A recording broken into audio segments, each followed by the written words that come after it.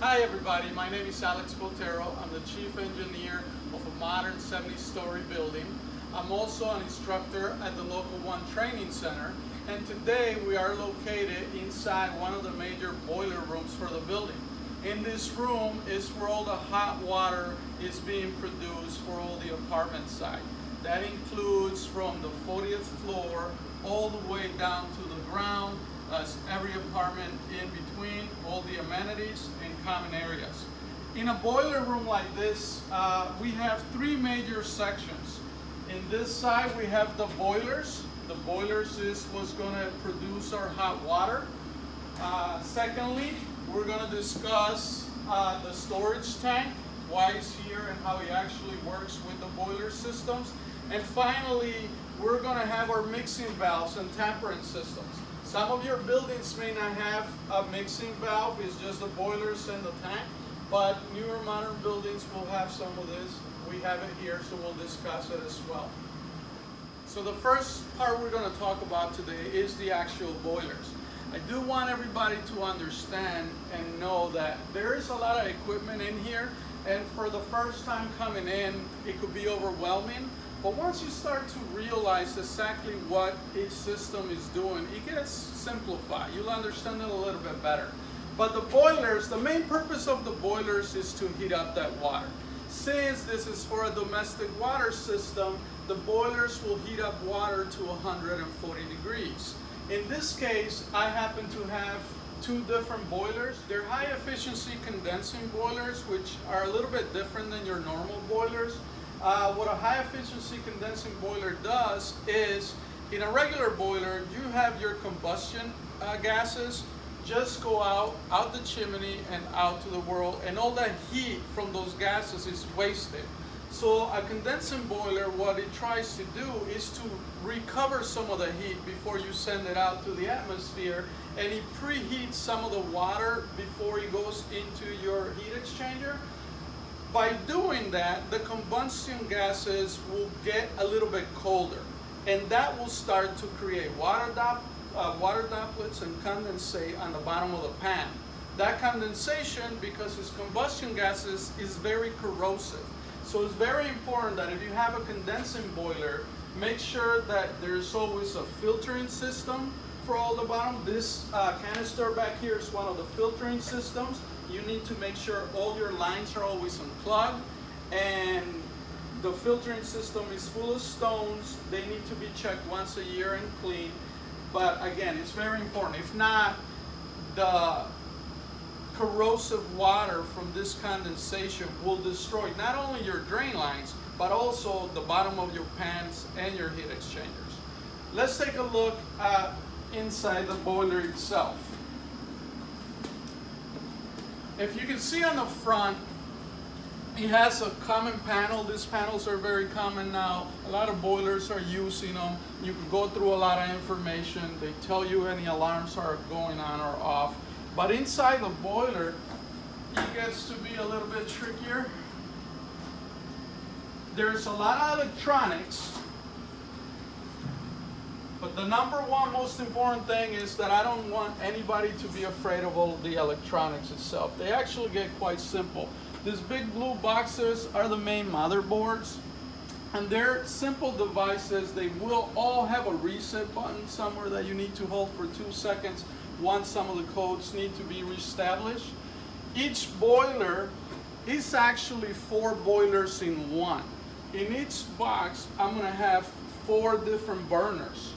These burners, even though they're small, don't let that fool you. This whole unit can do 2.5 million BTUs. I got 2.5 million BTUs here and 2.5 million BTUs there. That's a total of 5 million BTUs. It's very efficient. On the inside, if you can pan in, you will have only 2 heat exchangers. So 2 burners per heat exchanger, and 1 burner will run at a time. Not all of them need to run at once, because the entire system is put together to be highly energy efficient. Typically, I will only see 1 burner running at a time, and it doesn't even run at 100%. It'll fluctuate right around 50 to 70% constantly. Let me take a look at this. In here, if you can see the panels, the only boiler I have running is boiler number 1. Is green and is firing right around 79%. I've rarely ever see 2 boilers operating at a time. Typically, and in a few hours, as demand starts slowing down, this will drop to around 50% or below. It's a lot more efficient to have 1 boiler operating at a low constant speed than have them cycling on and off and reaching high peaks and low peaks, meaning going really high, then turning off, then really high again, turning off. If you have it at a constant flow, it's a lot more efficient. Well, let's go to the back, we'll take a look, and then now we're behind the boilers, and I just wanted to show you, because we only have 2 heat exchangers, even though there's 4 burners for each, we have 2 heat exchangers. That's why we have 2 different pumps. What the boilers do with the waters coming in is in conjunction with the tank, and I'll have water coming in at approximately 110 to 120 degrees Fahrenheit, and my boilers are just raising it up to 140. It's a lot more efficient, obviously, to have water heat up from 110, 120 to 140 than to have it from 55 or so to 140. If we come back, these pipes are connected in a way, and I'll start showing you, but let's start at the beginning. This is my hot water tank. Again, because this feeds my entire zone from the 40th floor all the way down to ground, and that includes 279 apartments, plus all the amenity spaces and other areas. I do have a storage tank. This is for the higher demand. The storage tank, this is a 1,200 gallon storage tank capacity, but there'll be different temperatures on the tank, and I'll explain why. If you take a look over here, this is my main hot water return. This is all of the hot water that is returning back to this zone. What happens here, this water is approximately coming in at about 100 to 110 degrees. This is hot water at 140 degrees coming directly from the boilers. What happens here, when I have my return and my hot water coming in, return is at about 100, let's say this is at 140, my water starts to temper and mix down here. So in average, I'll see a temperature of about 110 to 120 degrees. Because heat rises, most of the water on top of the tank will be at about 140 degrees. So just to make it simple, pretend this tank is kind of divided in half.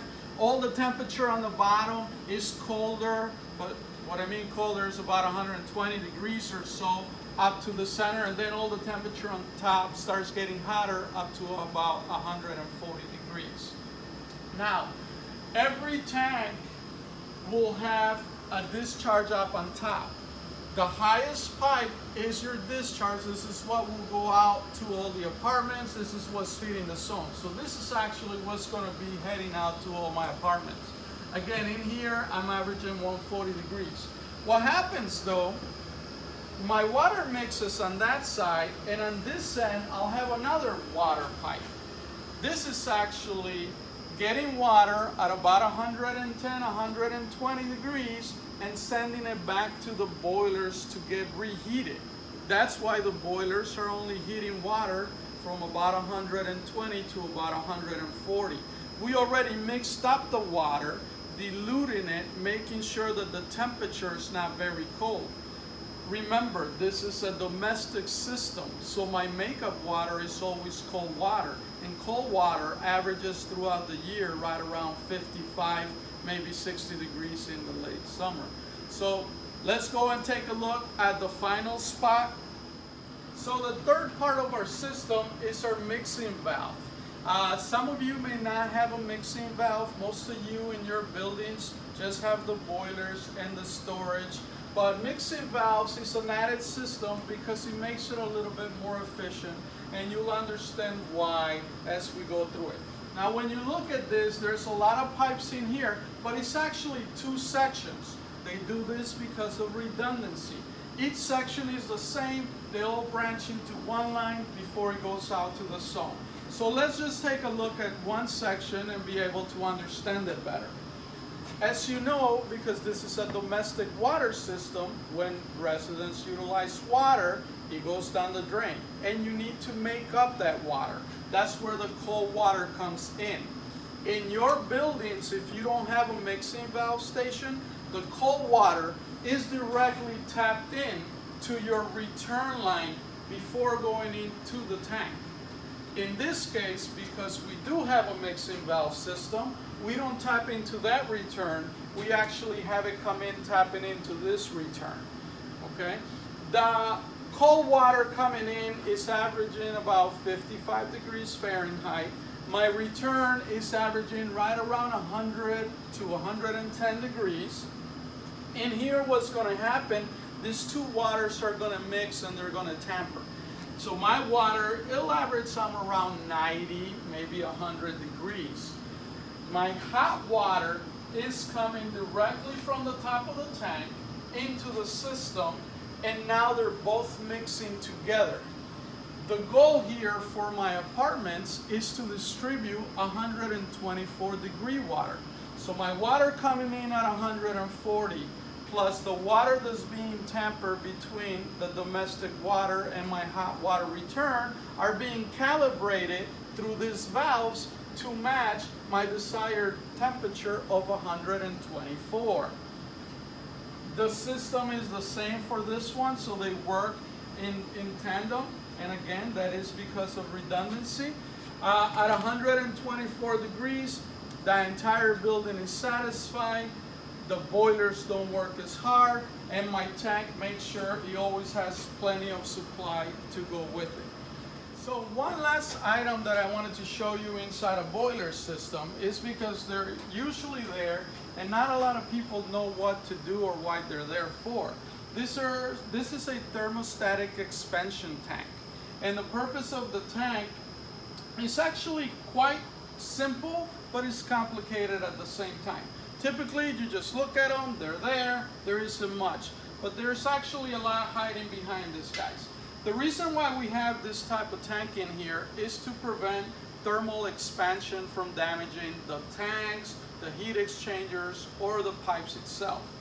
Because we're tempering different water temperatures, meaning from cold water at 55 to returns at about 100 to hot water at 140 degrees, metal on all these tanks will tend to expand and contract.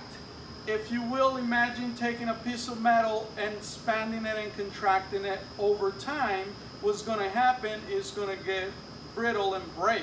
The same thing will happen to these systems. So what this tank does is it works kind of like a shock absorber, making sure that that expansion and contraction doesn't happen anywhere in the system, but it happens here. What it has is it's going to have a baffle, kind of like an accordion, if you will. Part of the tank is filled with water, the rest of the tank is filled with air. Because this system works at 55 psi, you actually calibrate the tanks for the system. You want to have the same pressure. So on the air side, I'm going to raise it up to 55. That's where it's going to be. Once that happens, it's set and forget. So my system works at 55. What happens is, whenever that expansion and contraction happens, the air will create that baffle to expand and contract, taking the pressure out of all the system, saving the system in the long run. If you would like to learn more about boiler systems or any other system in a high-rise building, I recommend you signing up and taking classes at the Local One Training Center. See you at the training center.